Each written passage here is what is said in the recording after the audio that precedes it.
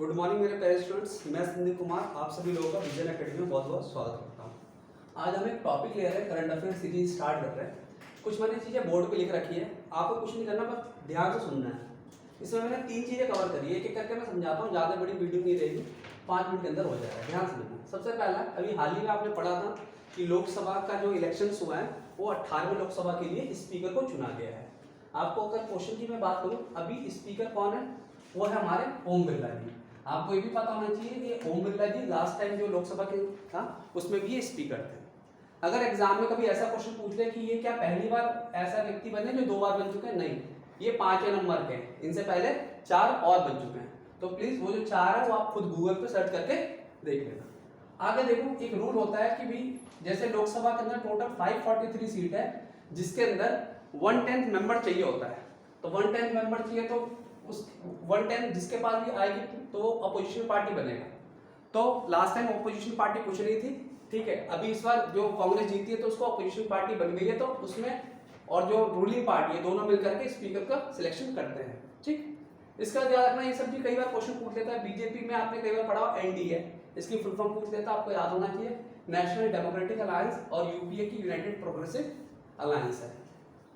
एक कॉन्स्टिट्यूशन के अंदर हमारा आर्टिकल 93 में दे रखा है कि जो स्पीकर चुना जाता है वो सिंपल मेजोरिटी के द्वारा चुना जाता है, इस चीज का ध्यान रखना।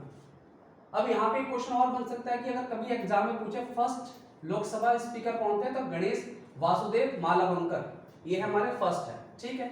और कभी ऐसा क्वेश्चन एग्जाम में आ जाए कि उस व्यक्ति का नाम बताओ जो स्पीकर भी रह चुके हैं और प्रेसिडेंट भी रह चुके हैं, तो उनका नाम है डॉक्टर नीलम संजीवन रेड्डी, और एक अनअपोज्ड प्रेसिडेंट खड़े हुए थे।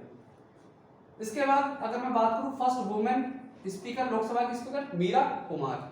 अगर आपसे सेकंड वुमेन पूछ लेगा क्या, सुमित्रा महाजन, इस चीज का ध्यान रखना।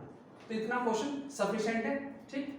चलो अब दूसरा देखो, chief of defence army staff, कल जैसे 30 जून है, तो अभी जो प्रेजेंट में जनरल मनोज पांडे जी है वो रिटायर हो रहा है कल के दिन में, तो उनकी जगह पे न्यू अपॉइंट हो रहा है। ये किसी भी अपकमिंग एग्जाम में कंफर्म है, क्वेश्चन पूछेगा।